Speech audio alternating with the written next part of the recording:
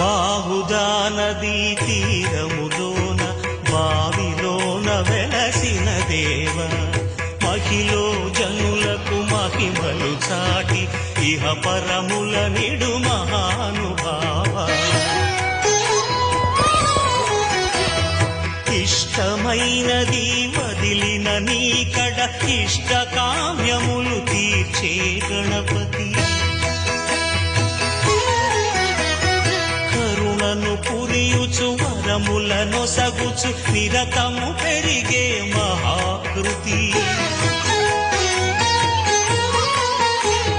సకల చరాచర ప్రపంచమే సన్నుతి చేసే విఘ్నపతి నీ గుడిలో చేసే సత్య ప్రమాణం ధర్మదేవతకు